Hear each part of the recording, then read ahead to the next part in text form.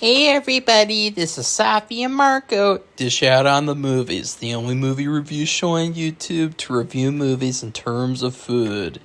And it is just Marco here once again, and I was trying to emulate the voice changer thing at the beginning there. I hope you guys didn't get freaked out. I just finished watching Scream 3. This is the first time that I have seen Scream 3 probably ever since I was a kid, because just a little run through once again, and I will add in one extra detail, because as a kid I loved the Scream movies. I had the trilogy on box set. I had fake posters for like a 4, 5, and 6, all taped to my wall in my room. They made these fake posters like, oh, look, there's going to be 3 more Scream sequels. And I was like, oh, wow, I can't wait to see all those. I thought they were coming out really soon. And it took a long, long time. And they were definitely interesting. They turned out very interesting. Let's just say that. Let's leave that for those reviews. But another thing is, as a little kid in grade school, heading into middle school, my favorite Scream movie was not Scream 1 or 2. It was Part 3. Scream 3, for whatever reason, I had that movie on repeat. And I loved it. I also had a crush on Neve Campbell. We had to do this project in, it might have been the 4th grade. I can't remember. I think it was. And we had to make a board game, like a homemade board game. And I was so obsessed with Neve Campbell that I made a Neve Campbell board game. I don't even know what to say. It's so embarrassing. But I couldn't help it. I don't know. This is funny too. Like, this is before middle school. This is before puberty. I hit puberty pretty early though, but it was before the hormones kicked in, and I was like, hey, you know what I'd like to see in a board game? Neve Campbell. And so it was the most hilarious thing, and I still remember it because I was playing it with, some of the kids in class, and none of them had any idea who Neve Campbell was. And so they were like, what the fuck is this? And I think you had to answer like trivia questions about her. And it was just like an epic failure. Like, I can't even remember, like, because I should have just made like a Scream board game, like I didn't have to do a Neve Campbell board game. But anyways, that is the last bit of Marco's Scream trivia that I want to give out. I mean, that's the last one. I don't have any more trivia about my personal affection for Scream. But yeah, anyways, Scream 3, I was really excited going into it because I thought, look, like, a lot of people have shat on Scream 3 over the years. Some people, I almost feel like they hate Scream 3 for reasons that, they would make sense to hate other movies in the series as well, but then they really like those other ones. I think it's gotten a lot of hate, and then there's a lot of people who think it's really good. So it's really interesting.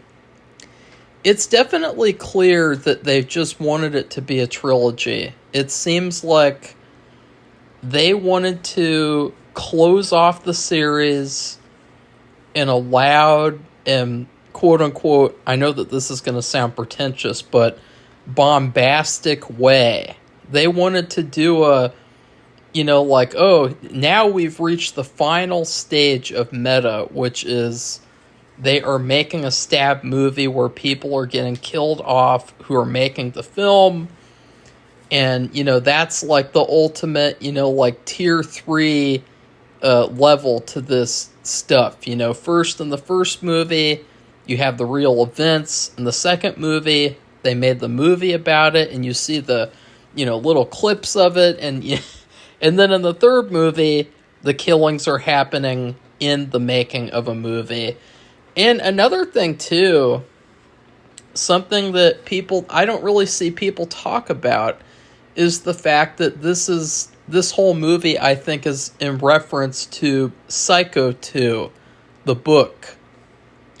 The Psycho 2 book, which I think is the best one in the series. I have read 2 out of the 3 Psycho books, and the third one doesn't really sound very good, but it could be. But the second one is all about Norman Bates going to Hollywood and killing people off. And it's a lot different, though, obviously. Like, Psycho 2, it was a lot more complicated, and there was this whole thing that happened. It's not worth talking about in this video, but I think that's where they got the idea, ultimately, to take Scream to Hollywood.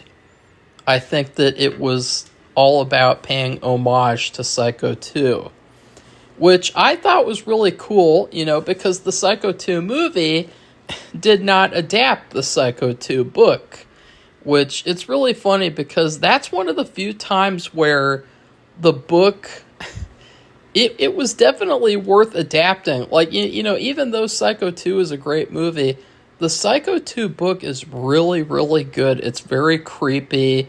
It's very dark. There are some things I don't like in it, but I would highly recommend it. And so, anyways, Scream 3, though, I started off this movie years later thinking, I don't know if I like this. Like, I'm going to wait and see because I don't want to hate on this. And as it went on, it got worse and worse and worse and worse. And then there's the second half, which is like a blur.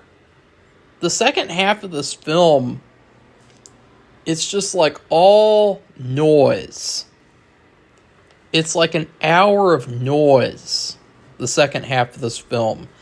And that's when Sidney comes back into the movie, kinda, and we'll talk about that in the spoilers. But needless to say, I was surprisingly not a fan of this film. And it's really sad, because I just, I guess I could say I lost a movie that I really loved as a kid. But this was just not it, this movie. I felt like it was very muddy. It had a lot of competing ideas, a lot of weird little things that came up that didn't really come up throughout the rest of the movie until, like, it was convenient. Like, they try, at the very least, to bring back sexuality and supernatural ghost types of themes in this movie. But not very much. They don't try very hard, and the themes did not work for me at all. I thought this movie was very cringeworthy. I thought that it was silly. I thought that the characters, there were too many characters, and the majority of them were like cartoon characters. It was like a Scooby-Doo cartoon. And I know a lot of people say stuff like, well, Scream is just R-rated Scooby-Doo. But if you go back to the first movie, even the second movie, those are not Scooby-Doo. Those are not cartoons. Those feel like real movies. Those feel like serious movies. They do not feel like, I was trying to do Scooby there, like row, or guys, I'm Shaggy. What's going on here? I'm feeling really hungry. I want to have a giant sandwich. That was my Shaggy impersonation. That was a terrible one. But, that's not what Scream is. And Scream 3, though, it is definitely the first Scooby-Doo Scream of the series. Because throughout the whole movie, they utilized this voice changer thing, which, to be honest, when I was a kid, I did not question that. But as an adult, what a strange idea to think that people would buy that bullshit. And I think that, again, it's too complicated, it's too muddy, it's too loud and obnoxious. And it by the end of the movie, I just wanted it to end. It just kept on going and going and going, and I did not enjoy the ride. I felt like I was on a roller coaster that needed to end. I felt like a roller coaster went on, and then all of a sudden everyone was like, oh, okay, are we going to get off now? Oh, no, we have to keep going for another hour. That's what this movie felt like. There was a lot of split focus, too. There were a lot of little stories that I didn't even think needed to be in the movie. And then there's some retcons they do that really, really irritate me, to do with the backstory of Sydney and her mom. I mean, not the backstory of Sydney, but, like the backstory of her mom's murder. And there's just so many things, though, that I do not like about this movie. I will say, though, because I would like to say at least a couple of nice things about the movie. I don't want to make it seem like this is the worst movie ever made, because trust me, it is nowhere near the worst movie ever made.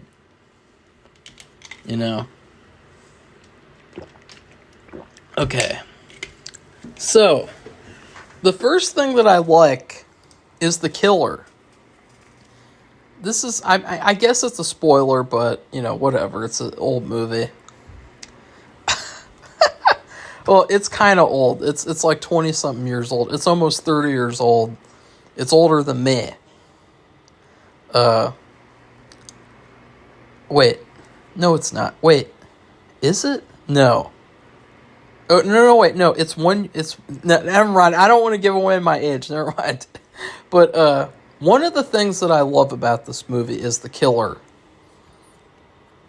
Because he is, I don't want to get into spoilery detail, but he is, so far, the third best killer of the series.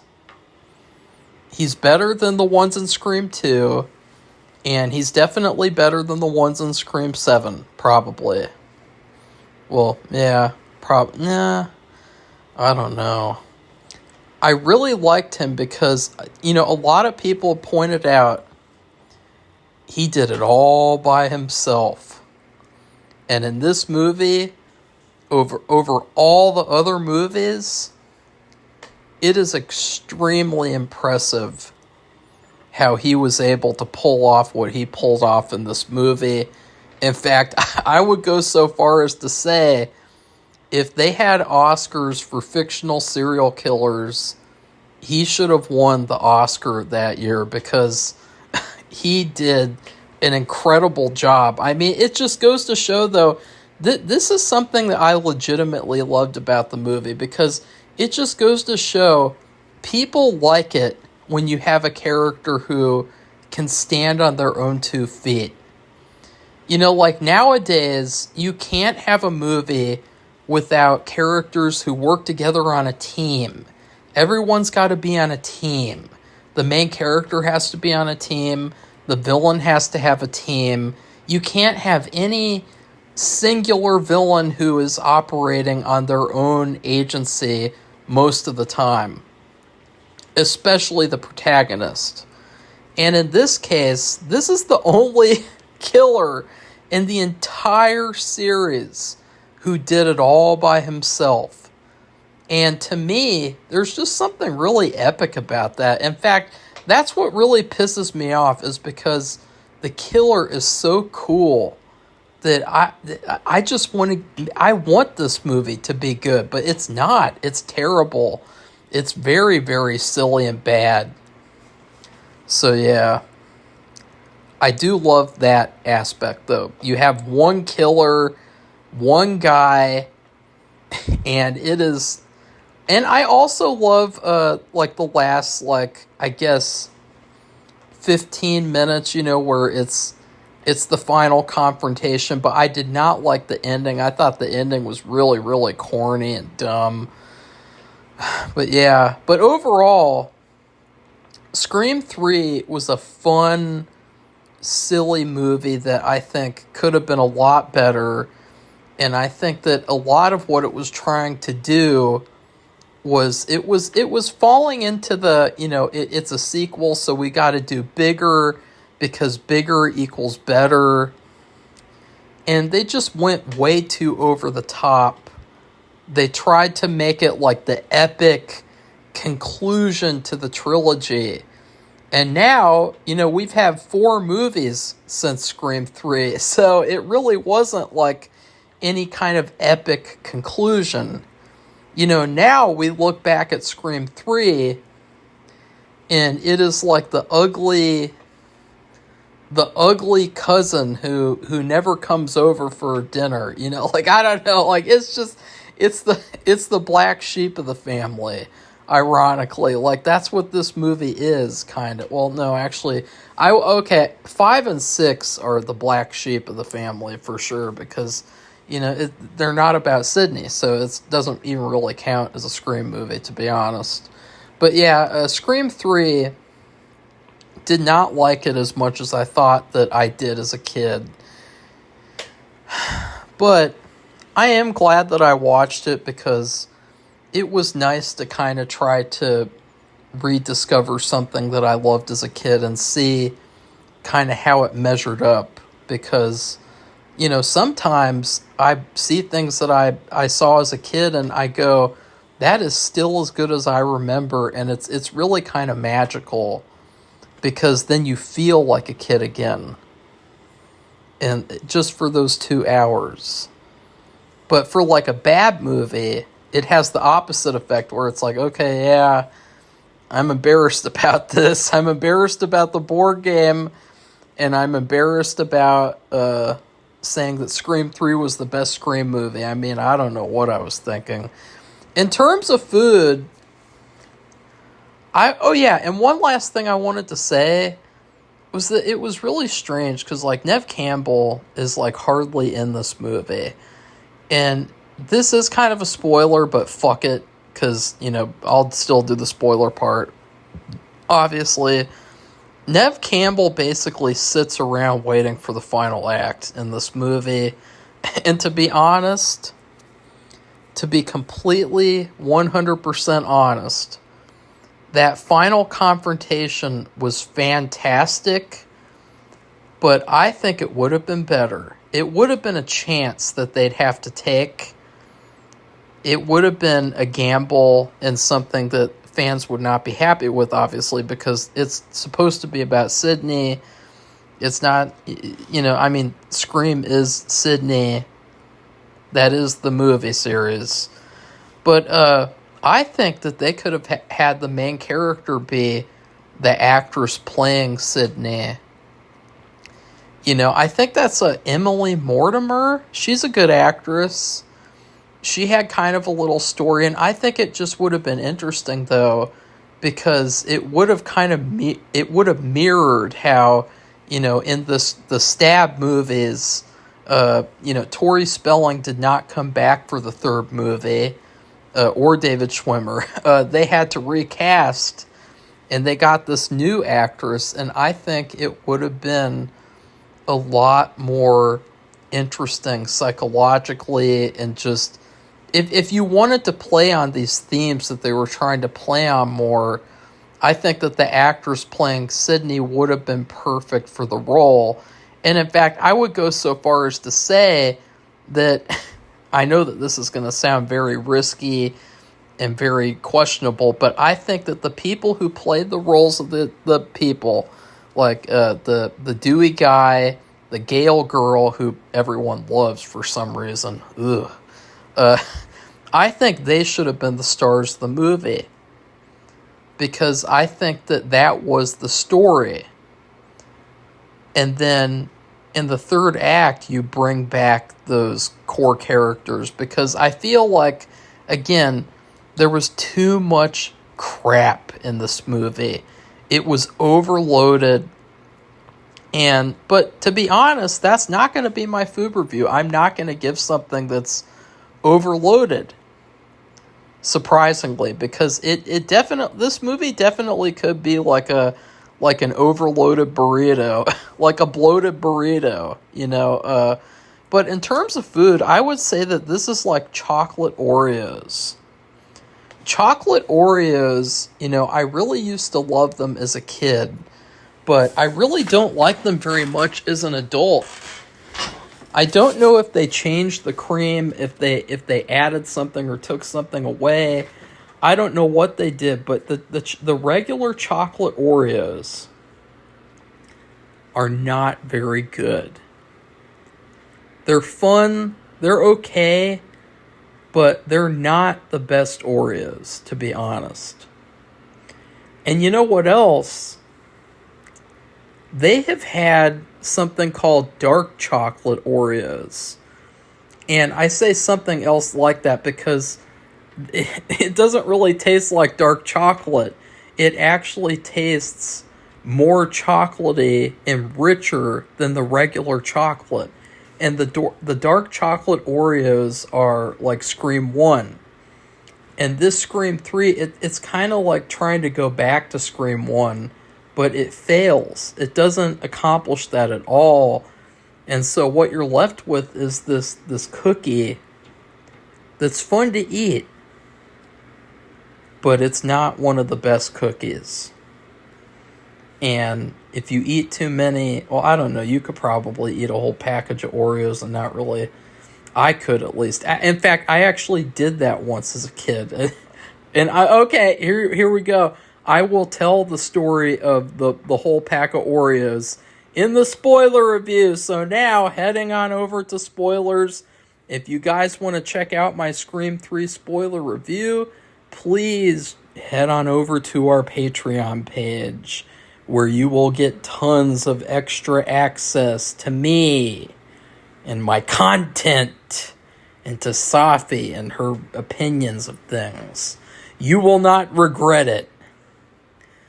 But you will regret it if you click out of this video and you don't go to Patreon, because Patreon is going to be the greatest choice that you've ever made. Don't worry about voting in November.